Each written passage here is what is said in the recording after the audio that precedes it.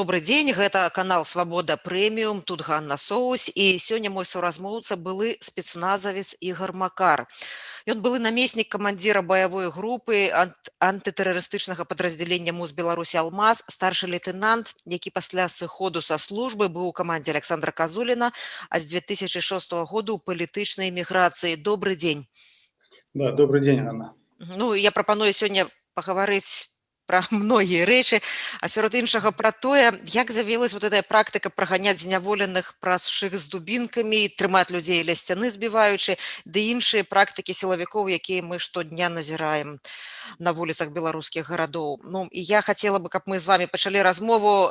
Мы размаўляем у панядзелак, а ў нядзелю адбыўся чарговы мірны марш пратэсту, які быў вельмі брутальна разагнаны, была рэкордная колькасць затрыманых людзей.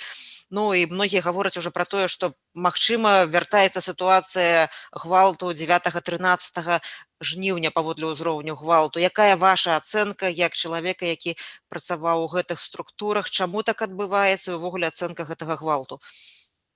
Да, значит, мое мнение, что значит, именно вот протестное настроение граждан, оно все равно не вечное, и понятно, что у государственной машины, у силовых структур намного больше функций и способностей, и ну, как бы выживание вот в этой ситуации, поэтому значит, у Лукашенко есть цель, значит, подавить полностью все протестные акции. И чем меньше народа выходит, тем больше работают сотрудники. Я общался, в частности, с сотрудниками ОМОНа. Значит, они очень сильно уставшие, поэтому они делают все, чтобы эти митинги и протестные акции просто закончились. Поэтому задержание будет... Чем меньше народу выходит, тем будет больше задержаний, чтобы народ просто не выходил. Вы з'ехалі, я так разумею, у 2006 годзе і падтрымліваеце пэўныя кантакты з супрацоўнікамі, так? Да, конечно.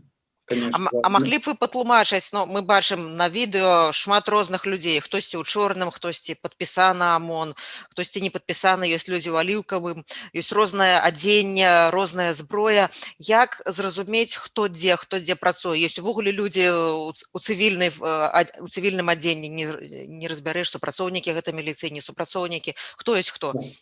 Да, значит, весь силовой блок, который направлен на подавление мирных акций, значит, там подключены подразделения, то есть, ну, понятно, что ОМОН, значит, спецподразделение МВД «Алмаз», подразделение КГБ «Альфа», значит, внутренние войска 32, 14, 54, 48, в которые 32, 14 входит еще подразделение СОБР, это внутренние войска, и, значит, также подключена 5-я бригада из Марьиной Горки. Значит, туда входит 4 отряда разведывательных, значит, 5-й отряд это спецсвязи, и 6-й отряд, он просто называется особого назначения. Значит, у ОМОНа одежда черный камуфляж с экипировкой на груди, и на спине есть зеленые треугольники с номером. Значит, оливковый камуфляж это, значит, «Алмаз» и «Альфа». Единственное, что у «Алмаза» есть отличие, у них на плечевом суставе есть светоотражающая желто-оранжевая повязка. Значит, такая же экипировка, ничем не отличается, как у «Альфы». Значит, и внутренние войска, значит, у них камуфляжная форма одежды с такой же экипировкой, как у ОМОНа. В принципе, больше ничем они не отличаются. И хотел бы сказать насчет гражданской формы одежды. Есть как у ОМОНа, как у «Алмаза», есть, значит, просто в гражданской форме одежды работают, их не различишь. Единственное, что у них только может быть одет бронежилет, значит, экипированный спецсредствами, дубинкой, наручниками и маска. Все, больше ничего. А на якіх функцыях, якія падраздзяленні задзейнічаны? Вось хто стаіць каля стэлы, хто людзей не пускае, не дае сабрацца на мітынгу, хто затрымлівае? Ёсць нейкая заканамернасці, якія падраздзяленні чым займаюцца? Ну, вы калі Да, бачыце, да, вы можаце гэта зразумець, я так разумею. да, конечно. Самое главное это, значит, в местах большего скопления людей, именно там, где проходят самые непосредственные протестные мирные акции. Там задействуется ОМОН и внутренние войска. Значит, основные улицы, которые значит, идут к центру, они просто блокируются, и там уже находится Альфа и Алмаз. Значит, 5-я бригада из Марьиной Горки, она привлечена больше, значит, к созданию такой видимой силы, потому что они вооружены уже огнестрельным оружием, значит, и для большей массовости, но ее никуда не применяют. То есть, ну, если ее применят, это уже будет, ну, что-то уже очень серьезное. Але апошнія маршы, ну, все звярнулі ўвагу, людзі са зброяй ходзяць і нават накіроўваюць на пратэстоўцаў. Да, это, значит, это помповое оружие, автоматическое огнестрельное оружие никто не направляет, это помповое оружие, значит, которое стреляют с резиновой пулей и с картечи. И стреляли, в частности, Тарайковского, это сотрудник «Алмаза», который стрельнул и был летальный исход. Это было помповое ружье, которое применяется только от 50 метров. И об этом должен знать каждый сотрудник. Не понимаю, почему Алмаз ведь стрелял, там было до Тарайковского примерно около 20-25 метров, что и привело к летальному исходу. Ігор, давайте, вельмі важна, каб мы вас прадставілі нашай аўдыторыі, каб людзі зразумелі, хто вы, якая ваша кампетэнцыя, як вы самі прыйшлі ў спецназ, калі гэта было, якую кар'еру вы там зрабілі і чаму вы яго пакінулі. Значит, я служил в 95-96 год, служил в спецназе погранвойск, ММГ, мотоманевренная группа. Значит, после у меня был мой начальник по специальной подготовке, значит, который ушел еще в момент моей службы в охрану президента, к Лукашенко. Значит, ну, я всегда всю жизнь занимался спортом, участвовал на всех соревнованиях. После армии я, когда пришел домой, значит, я очень хотел поступить, работать в «Алмаз». Значит, у меня там с 32-14 работал там, служил хороший друг, и он уже устроился работать в «Алмаз». То есть, ну, я когда приехал из Гродно, сам я в Гродно жил, значит, приехал в «Алмаз», то есть мне сказали, что нужно пройти какую-то практику, хотя бы понять, что это такое, и в Гродно Ну, есть... это антытэрарыстычнае падраздзяленне, Да, так? да, Ягоная «Алмаз», да, асноўная да. мэта, это калі ёсць пагроза тэрарызму, пагроза жыццю Да, людзей, так? да, совершенно верно, да. Тогда мне заместитель командира отряда, тогда был Бирюков, он мне посоветовал уехать назад в Гродно, значит, устроиться вот в отряд милиции быстрого реагирования, есть такой, значит, поработать, понять, как что, и потом к этому вернуться. То есть, ну, я приехал, естественно, я, значит, пошел в ОМОН, значит, прошел весь отбор, устроился в ОМОН и работал там примерно около года, после чего меня пришел приказ и отозвали работать в «Алмаз». Так как вот я начал свою карьеру в «Алмазе», я проработал практически больше 5 лет. Уволился старшим А лейтенантом. які асноўная ваша праца там была, што вы рабілі? В «Алмазе» было задержание особо опасных преступников, охрана высших государственных лиц, значит, и борьба с терроризмом. А на акцыях вулічных не былі вы задзейнічаны, ці былі? Был, значит, это не входит в функции подразделения абсолютно, но за все время моей пятилетней работы в «Алмазе» один раз мы были привлечены, значит, со всем огнестрельным оружием полностью. У меня их было 3: пистолет, значит, автоматическая МП-5 и УЗИ. Мы тогда все, значит, вооруженные, экипированные, значит, приехали в резиденцию президента и ждали в 2 микроавтобусах. Значит, как я понимаю, там тоже была какая-то акция, но мы пробыли буквально, может быть, около 3-4 часов, и с резиденции президента просто уехали, потому что все закончилось. Если бы не закончилось, ну, то есть, как бы это было в 2000, наверное, 2 или 3 году. То есть уже тогда это применялось Лукашенко. Так Так это вот паводле вашай інфармацыі, наколькі часта і калі сталі так вот, ну, мэтанакіравана алмаз да масавых акцый выкарыстоўваць? Где-то примерно с 2002 года, второй, четвертый, 2006 год уже было очень жестоко, потому что я тогда был уже с Козулиным, я занимался его безопасностью и видел всю эту полностью работу, особенно в ДК железнодорожников, когда Козулин приехал на всенародное собрание, там очень серьезно всех избили. Мне удалось уехать, скрыться, потому что Козулин меня с собой не взял, он, видимо, это все предвидел, но работал алмаз очень-очень жестоко. У меня даже есть даже заявление от алмазовцев, именно от боевых сотрудников боевых групп, где они пишут, что его Козулин ударил там в грудь, в живот, там, что ему очень болит. То есть, ну вот я это сохранил, я когда-нибудь это опубликую. А вы ўжо сышлі са службы, калі пайшлі к Да, Казуліну, што стала прычынай, што вы пакінулі гэтую працу і да. пайшлі да Казуліна Да, в каманду? Алмазе я когда работал, когда меня назначили на должность замкомандира боевой группы, значит, у меня было очень много несогласий с руководством Алмаза. И как бы это все привело к тому, что я просто уволился. Но я тогда уже общался с Козулиным, и мы когда с Владиславовичем, ну, с Александром Козулиным разговаривали, он сказал: Игорь, абсолютно не заставляю, не говорю ничего, то есть просто подумай. Ну, будешь со мной, будешь со мной. Будешь продолжать работать, можешь работать. Я уволился. А калі вы з'ехалі, з якой прычыны з'ехалі, ці гэта адбылося ўжо пасля арышту Казуліна, тады 25 сакавіка, ці раней?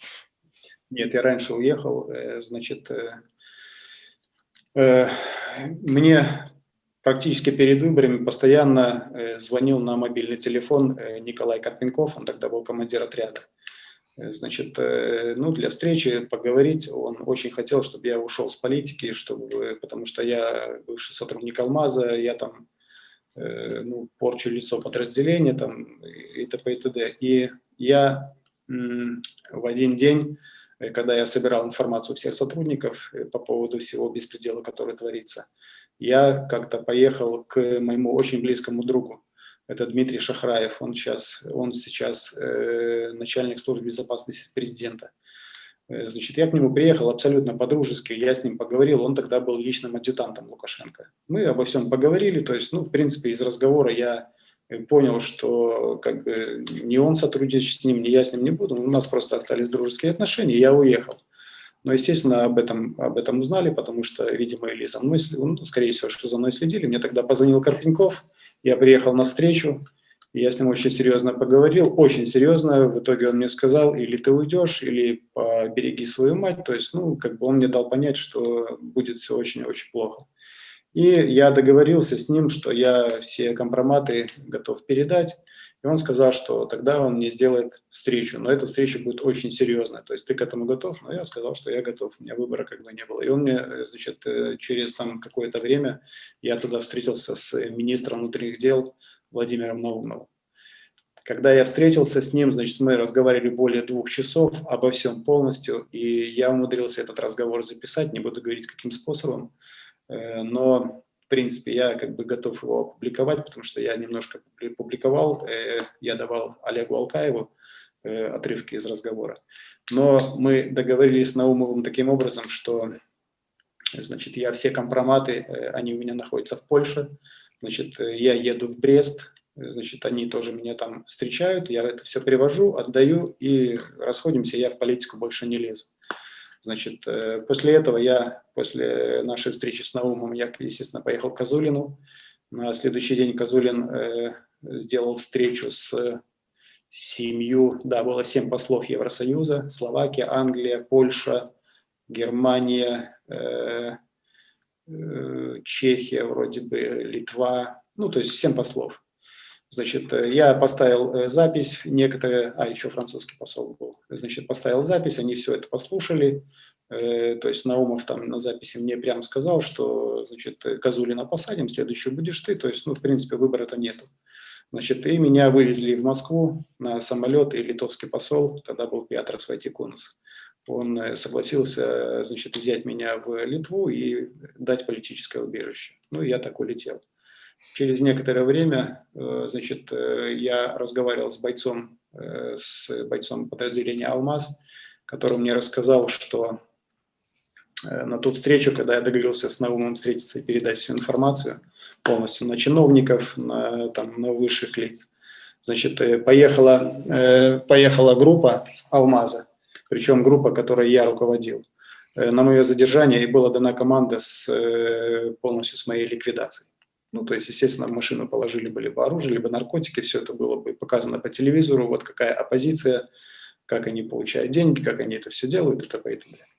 Ігор, вы зараз назвалі імя Карпякова, гэта вядомае імя цяпер кожнаму беларусу, Да. было вельмі шырока распаўсюджана відэо, як ён біў шкло Да. кавярні, куды пратэстоўцы забежалі, это ён фактычна Да. асабіста ўдзельнічаў у паляванні на пратэстоўцаў, ну і вядомыя яго заявы. Як бы вы маглі характарызаваць гэтага чалавека, з якім вы працавалі некаторы час і даволі шчыльна працавалі, я так разумею, так?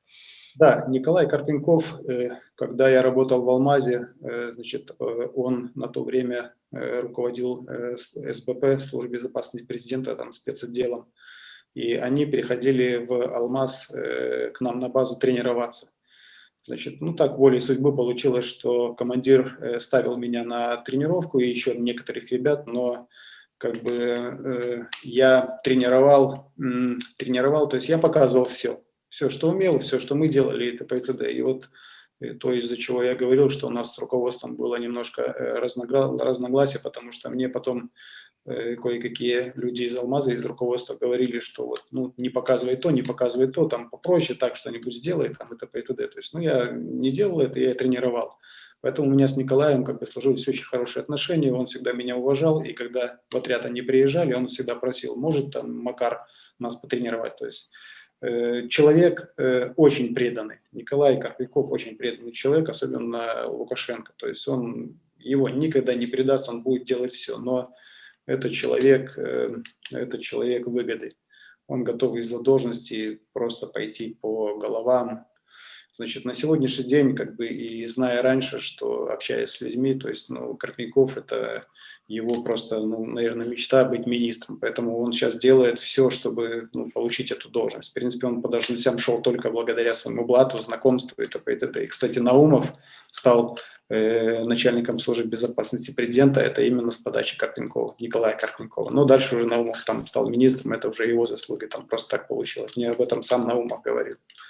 А Карпенковой я могу сказать, что вот как бы то, что в отряде было в 2006 году, то, что мне рассказывали ребята, то есть он прямо давал команды, и даже если вдруг что, даже стрелять, применять огнестрельное оружие. То есть это, в этом плане я его не уважаю. Цяпер, я так разумею, іншае пакаленне людзей служаць у «Алмазе», але некаторыя з тых, з кім вы працавалі раней, ёсць, засталіся, Да, так? да, А, команда. што вам вядома пра настроі у гэтым падраздзяленні, што людзі, якія выконваюць, ну, ўсё ж гэта не ўласцівая ім функцыя, яны антытэрарыстычная арганізацыя, так, это не з мірнымі дэманстрантамі трэба змагацца. Што думаюць людзі, якія гэта робяць? Што вам вядома пра гэта? Ну, я могу сказать не только про «Алмаз», а, в принципе, пробежаться просто коротко по всем подразделениям. Значит, хорошее настроение только у людей, я бы их назвал таких кабинетных, то есть это следователи, значит, участковые, там какие-то оперуполномоченные. Они понимают, что делать вот эту вот работу грязную и что за нее потом нужно будет отвечать. В таких подразделениях, как ОМОН, «Алмаз», Альфа, СОБР, внутренние войска. То есть, ну, внутренние войска не берем, потому что это срочно, это срочники. А там, где контрактники, они этого не понимают.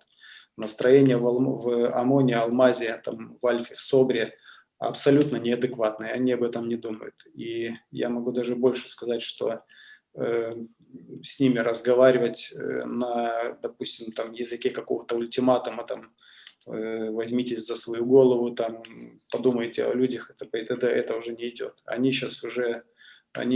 Лукашенко добился разделения вот именно силового блока с народом. Вот это у него получилось. И он, в принципе, подразделение уже втянул в такую агрессию, которая проявляется с каждым днем все больше и больше. И самое как бы причина, почему вот именно вот люди этого подразделения вот на это идут, это абсолютная тотальная безнаказанность. Это продолжается уже 26 лет. То есть никто ни за что не отвечает. Поэтому на языке нормальном разговаривать с ними нельзя. Уже невозможно. Ну, я так, ну, не профессионал, натуральна, но я так разважаю, што калі ты бачыш чалавека без зброі, ну, відавочна мірнага, это просто так взять і пачаць збіваць. Ці як гэта адбываецца? Ну, вот вы, напрыклад, бы змаглі гэта, ці, магчыма, вы рабілі гэта, маглі б такое зрабіць? Ну, я разважаю, канешне, з пазіцыі звычайнага чалавека, не вайсковага, які выконвае загад, перад якім нейкія задачы стаяць, але тым не менш, гэта пытанне павінна стаяць перад чалавекам, які мае зброю, які мае дубінку. Да, я, работая в «Алмазе», я не помню, какой это был год, но я тогда еще был, то есть, ну, молодой боец в группе, и мы тогда ездили по тюрьмам, еще в то время, когда еще только-только «Алмаз» переименовали в антитеррористическое подразделение. Значит, было такое на практике, значит, почему я согласен с тем, что сейчас происходит там в изоляторах, там, в частности, на Крестина. Значит, когда мы приезжали в некоторые тюрьмы, значит, нас выстраивали на коридоре в 2 шеренги. У нас тогда были дубинки, потому что на территории тюрьмы или там СИЗО с огнестрельным оружием даже сотрудникам заходить нельзя по системе безопасности. Значит, нас выстраивали в 2 шеренги, значит, открывалась камера, значит, называлась фамилия заключенного, значит, на выход и бегом в обратную сторону. Значит, они пробегали, значит, и мы все дубинками их просто, ну, кто как мог, так и избивал. Значит, также делалось 2-й, 3-й, то есть там, если 4 заключенных... І так, і матам нецэнзурна таксама крычалі? Конечно, конечно, да. Потом они там корчились от боли на той стороне, потом опять же называлась эта же фамилия и в камеру бегом. Ну, естественно, они уже, зная, как это все происходит... Давайте удакладнім, гэта у турме, калі магчыма сказаць, які год, што за людзі былі, якія там сидзелі? Примерно где-то это был, может быть, 2000, может быть, 2001 год. И, насколько я помню, это было в Жодино, насколько я помню. Да, скорее всего, в Жодино. Но мы туда приехали, и начальник тюрьмы, значит, сказал, что нужно там, вот там показать. Мы там, значит, проводили занятия, свои тренировки, и потом начальник тюрьмы, значит, сказал, что нужно там показать силу, потому что есть люди, там, которые не согласны с режимом, там где-то там что-то делают плохо, там и т.п. и т.д. И это где-то было, ну, наверное, камер 5-6. То есть избивали жутко. Вот, ну, я говорю, что становились 2 шеренги, это практикуется. Это практикуется и в ОМОНе, это практиковалось в «Алмазе», это абсолютно, абсолютно без всяких проблем. Второе, что было... Прабачце, я вас пераб'ю. Чаму пра гэта, ну, так шырока стала вядома толькі цяпер, калі людзі паглядзелі, жахнуліся, проста калі яны пабачылі гэта відэо з Акрэсціна? Ці ніхто не расказваў з тых людзей, якія ў турме, ці лішылася за норму? Чаму вот практыка выглядае, што ні аднаго, ну, больш за 10 гадоў так у Беларусі, і, ну, пра гэта шырока невядома, як вы мяркуеце? Но почему это не публиковалось? Потому что, в принципе-то, раньше этого не было. Если там были какие-то случаи, там, они, в принципе, огласке не придавались. И это не политично мотивованные были зняволенные, так? Худшее за все. Да. Значит, когда сейчас вот такое вот пошло сплочение народа и, значит, именно вот на борьбу со своим народом стали вот такие вот структуры, как ОМОН, они все озлобленные, поэтому как бы, ну, некоторые их понимают и оправдывают, что мы здесь там работаем сутками, у нас казарменный режим, потому что мы там каждая суббота, воскресенье там ждем этих акций, то есть нам это не нужно, там это т.д. Они получают абсолютно маленькую зарплату, никто там ничего не доплачивает. Первое время когда-то там мне говорили, что что-то там и платили за каждый день. Но сейчас никто абсолютно ничего не платит, и нету денег, и не заплатит.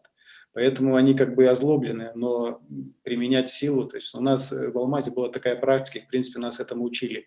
Значит, да, жесткое задержание бандитов, преступника, это, конечно, по-другому никак, потому что на кону стоит твоя жизнь. Но когда ты одел наручники задержанному, независимо, кто бы он ни был, все, прекращаются абсолютно любые действия. Человек в наручниках, он безоружен, он в наручниках, его нельзя ни бить, ни издеваться абсолютно. То, что делает ОМОН, это просто бесчеловечно. Я за это даже даже никакой критике не поддается. Ну, тое, што вы расказвалі, было ў турме са звычайнымі зняволенымі, калі праз гэты шыхт іх праганялі з дубінкамі. Ну, гэта Да, быў загад.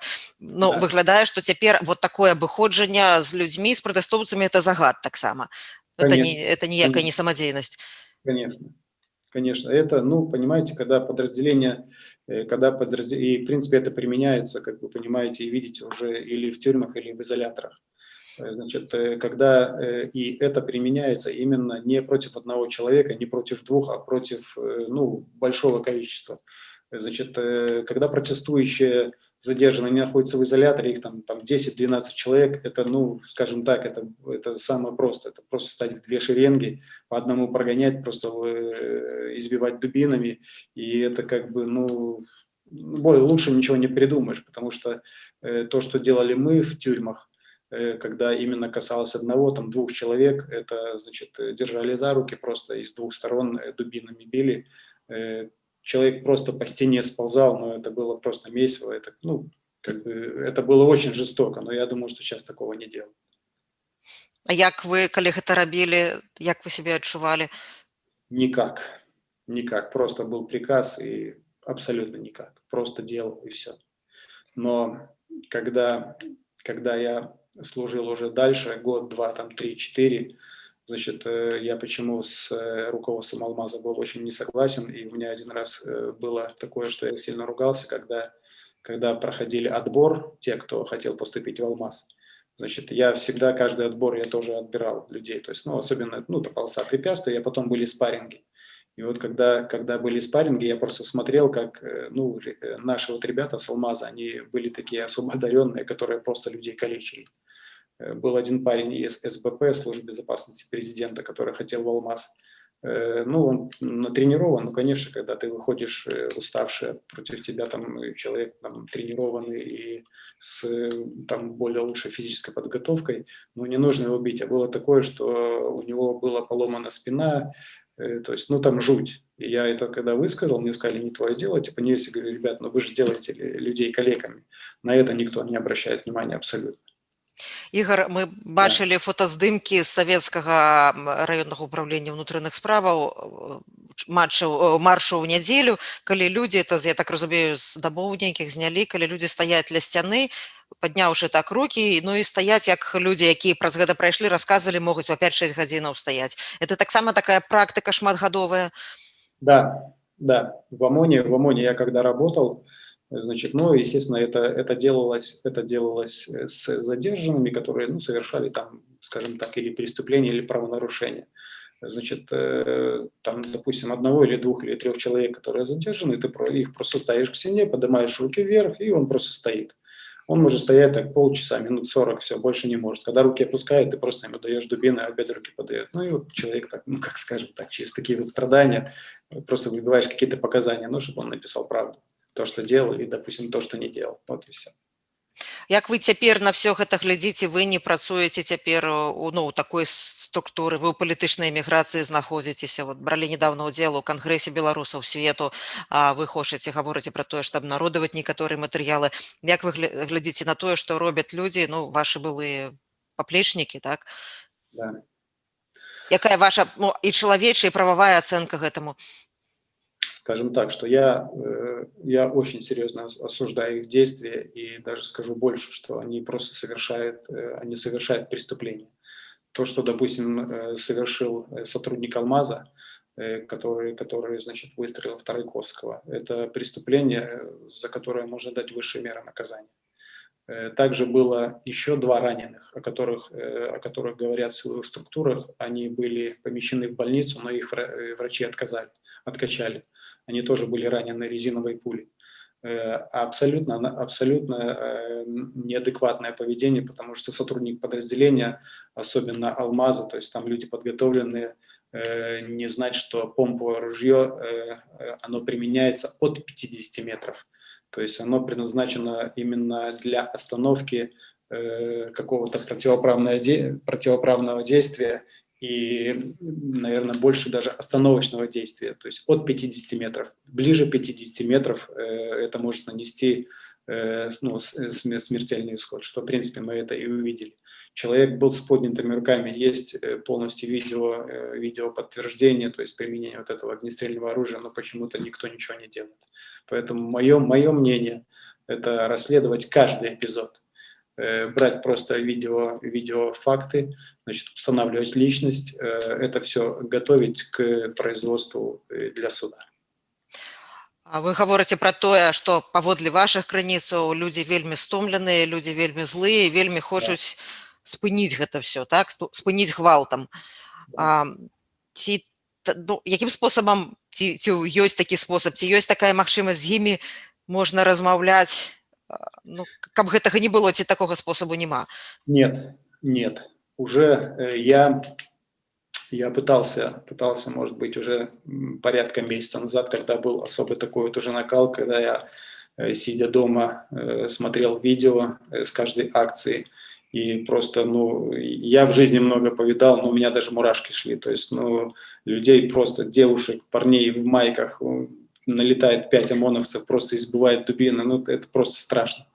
Разговаривать. Я пытался поговорить со своими друзьями, в частности, даже те, которые сейчас в органах работают, чтобы поговорили с сотрудниками, конечно, не Алмаза, там, Альфа, потому что это совсем другие подразделения, а именно те, кто непосредственно участвует в вот этих вот разгонах акций и задержаниях, то есть сотрудниками ОМОНа.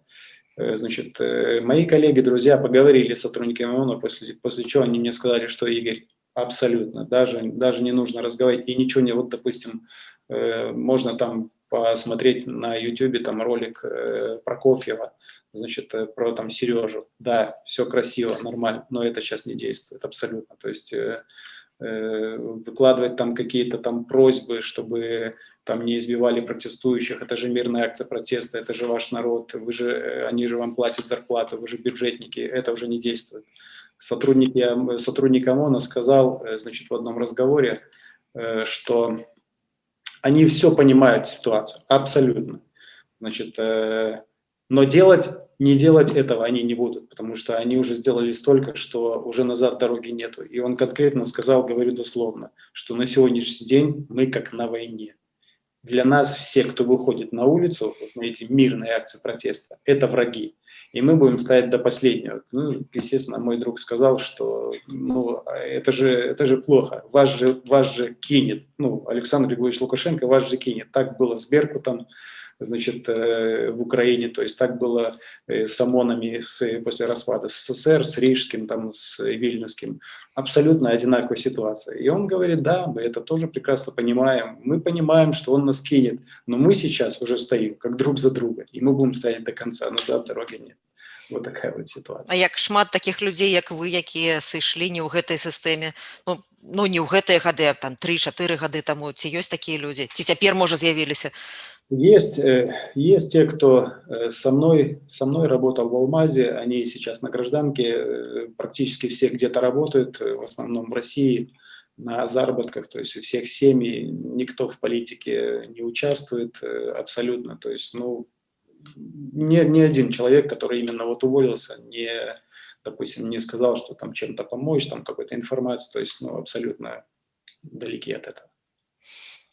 Мы бачым, што працуюць людзі ў чорным, людзі ў аліўкавым, все спецпадраздзялення, якія вы пералічылі, вельмі жорстка, вельмі брутальна, з кожным новым маршам у іх яны все больш падрыхтаваныя, яны ведаюць, як не даць людзям сабрацца, яны ведаюць, як разганяць, все больш затрыманых. Што рабіць людзям, якія хочуць працягваць мірны пратэст, які працягваюць выходзіць на вуліцу? Якая ваша парада як чалавека, які быў такім, як яны, хаця гэта зусім іншыя, я так разумею, былі спецпадраздзяленні, таму што это все ж ранейшыя гады, але тым не менш, што б вы маглі сказаць людзям, якая ў іх, як ім абараніцца, так? Ці проста ісці, ведаючы, што яны, кожны з іх можа быць ахвярай, у яго можа вось так трапіць і куля гэта гумавая, яго могуць пакалечыць, яго могуць затрымаць, все што заўгодна. Што б вы ім параілі? Да, я разговаривал с людьми, которые сейчас работают в системе, которым тоже это уже изрядно поднадоело. в принципе, и надоела и силовая структура, и надоело те, кто выходит, то есть, ну, просто вся вот эта вот ситуация. Но как бы я лично сам бы хотел бы сказать вот к тем людям, которые выходят на протестные акции. То есть, ну, первое, что я бы хотел сказать, это огромное спасибо. То есть, вот ту сплоченность, которую они показали, это, ну, у меня даже слов нет, потому что я понимаю, что есть белорусский народ и есть белорусы как нация. Хотел бы сказать, что каждый, вот кто выходил, кто выходит на акциях, он может сейчас прийти домой и просто сам подумать, потому что даже уже то на сегодняшний день, вот до сегодняшнего дня то, что было сделано, это уже огромный-огромный большой плюс. Но подумав, в принципе, каждый может решить для себя, нужно ему это или нет. Если он готов выходить, нужно выходить, но нужно только мирные акции. То есть выходит, да, конечно, будут задержания, может быть, будет жесткое задержание, там, будет ну, там, значит, и СИЗО, штрафы и т.п. и т.д., но это нужно просто как-то перетерпеть, потому что основная борьба за то, чтобы ушел Лукашенко, я думаю, что мы сможем, и мы выиграем. Лукашенко уже не удержится у власти. Ну, и Самое главное, что я хотел бы еще добавить, что ни в коем случае я хочу просто обратиться к людям, наверное, больше к молодым, то есть те, которые видят, как страдают там даже их матеря, там, не знаю, отцы там, друзья, там, еще там какие-то и т.п. и т.д. То есть те, которые, может быть, не самовольно по своей судьбе хотят что-то сделать, то, что, допустим, ну, накажет там сотрудников ОМОНа или что, то есть, ну, как, типа, как радикально настроен. Ни в коем случае нельзя это делать. Это будет провокация, и это будет на руку Лукашенко. Нужно только мирные акции, абсолютно терпеть до последнего. Даже если выйдет 100 человек, это уже будет хорошо. Просто стать в цепь, ничего не нарушая, ничего не разбивая, просто мирная акция. Постояли, разошлись, все. Если каждый сделает хоть что-то по чуть-чуть дома, пусть вывесит флаг, там, пусть там напишет что-то в поддержку какого-то там человека, друга, соседа, там, брата, там, еще там каких-то своих родных, близких, это будет все, это все в общую личную копилку. вы сказалі пра магчымыя правакацыі па дзяржаўным тэлебачанні гавораць і галоўныя сілавікі. Ці што-небудзь вам вядома пра тое, якімі могуць быць правакацыі, чаго трэба людзям асцерагацца?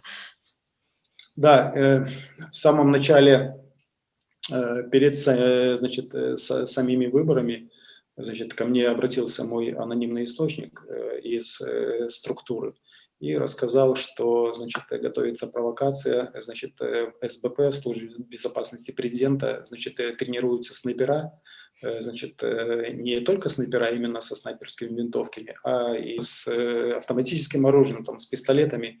И, значит, был один человек на стрельбище и увидел, что они стреляют по мишеням, которые сделаны в виде сотрудников ОМОНа. Значит, и он сказал, что будет провокация, именно выстрел в сотрудника ОМОНа, и будет применено, то есть и огнестрельное оружие, и акция будет уже разгон очень серьезный, даже с применением армии. То есть я когда это узнал, то есть, ну, я, значит, хотел это все быстро опубликовать, но не сильно получалось, потому что все думали, что это уже с моей стороны провокация какая-то. Но еще раз повторюсь, что Дмитрий Шахраев, который сейчас начальник службы безопасности президента, очень мой близкий друг. Так получилось, что мы сейчас находимся по разную сторону, но мы, в принципе, остаемся друзьями. И я не хотел, он меня много в отряде, именно в Алмазе, он был, ну, скажем так, даже моим учителем. Я с него брал пример, и даже было такое, что он меня кое от кого защищал, ну, в частности, от Наумова. Поэтому у нас с ним такие очень близкие отношения, и я не хотел, чтобы он совершил преступление, потому что если бы была эта провокация, и это бы было доказано, то есть, ну, это понятно, что это не было бы режима Лукашенко, это уже было бы тюрьма. Поэтому как бы буквально за 2 дня до выборов в Бельгии и во Франции согласились это напечатать, это все напечаталось, и, к счастью, этой провокации не произошло, поэтому как бы этого, ну, удалось избежать. А так, я думаю, что провокации, в принципе, если протесты не закончатся, провокации будут. Як вы мяркуеце, калі пратэсты закончацца, што можа быць? Как я разговаривал с сотрудниками одной спецслужбы, значит, мне человек сказал таким образом, что, говорит, Игорь, если, значит, у Лукашенко есть время, когда нужно закончить именно вот эти вот акции протеста, и, судя по всему, это где-то до Нового года.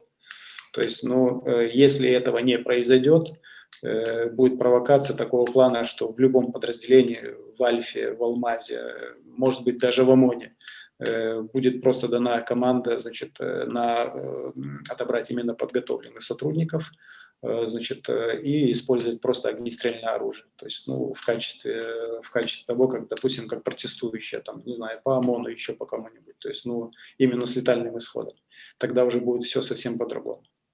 Мне вельмі прыемныя і страшныя рэчы вы расказваеце. Я говорю правду. Ну, тут і гарантыі вялікай мы таксама ад этой інфармацыі мы можам толькі, так, здагадвацца, праўдзівая яна, непраўдзівая. Як вы маглі б, вам могуць закінуць, таксама, што вы і правакатар у некаторай ступені, што з гэтага з вашага боку. Як бы вы адказалі на такія закіды?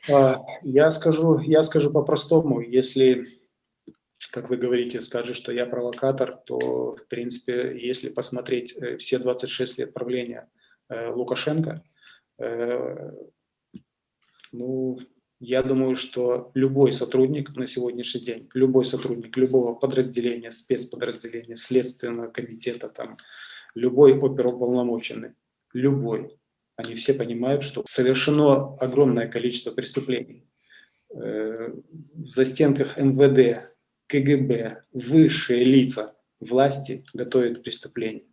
И эти преступления совершаются.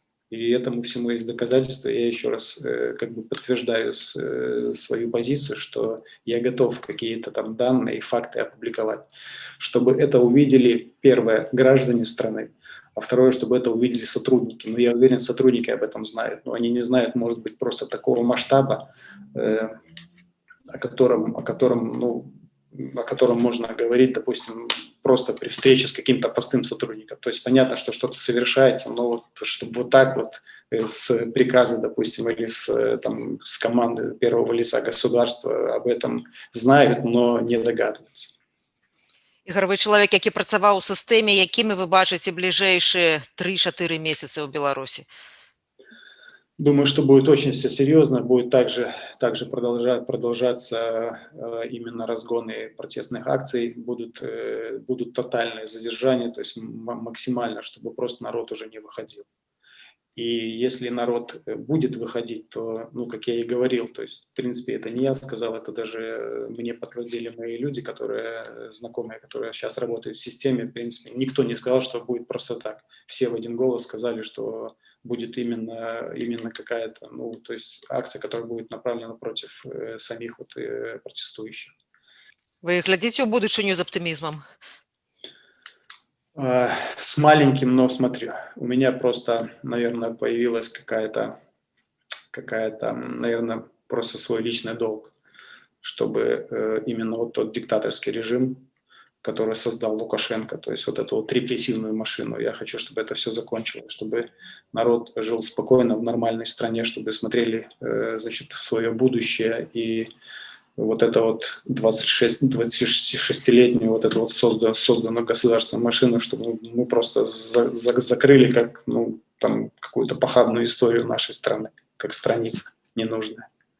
Ігор, вы гаварылі пра тое, што практычна бессэнсоўна пераконваць у нечым супрацоўнікаў АМАПу, тых людзей у розных колерах, якія беспакарана ходзяць па беларускіх вуліцах і збіваюць людзей, затрымліваюць людзей. Але тым не менш, можа, паспрабуйце звярнуцца да іх, паспрабуйце іх, не то што пераканаць, але яны паслухаюць чалавека, які таксама быў часткай сістэмы, магчыма. Да, может быть, сделать просто последние шансы, просто, значит, как от бывшего сотрудника, офицера, сделать последнее, может быть, какой-то последний зов, может быть, до кого-то дойдет, может быть, кто-то не придаст этому значения, но, в принципе, обратиться хочется ко всем сотрудникам, те, кто задействован именно для разгона мирных акций протеста. Не совершайте преступлений. Если вы боитесь быть уволенными, и некоторые говорят, что друг за другом наблюдают, даже делайте, значит, просто делайте вид, поднимайте эту дубинку, но не бейте людей, то есть, задерживайте, если есть возможность, отпустите, пускай человек убежит, пускай уйдет. Значит, если вы готовы собирать какую-то информацию, собирайте просто на будущее информацию, потому что каждый ответит за все то, что он совершил. И я согласен с Павлом Латушко, что если даже не будет достаточно информации собрана, или кто-то будет в балаклаве, и доказать будет сложно, есть детектор лжи, и каждый его пройдет, каждый сотрудник, который работал в это время, вот в этом месте, он будет проходить. И, в принципе, я согласен, что это будет, это действенно. Подумайте просто о своей семье и о своем будущем, и о своем народе, с тем, который живет в нашей стране, и, в принципе, вы тот же народ. Гэта быў Ігор Макар, былы намеснік камандзіра баявой групы антытэрарыстычнага падраздзялення МУЗ Беларусі «Алмаз», старшы лейтенант. Дзякуй вам вялікі.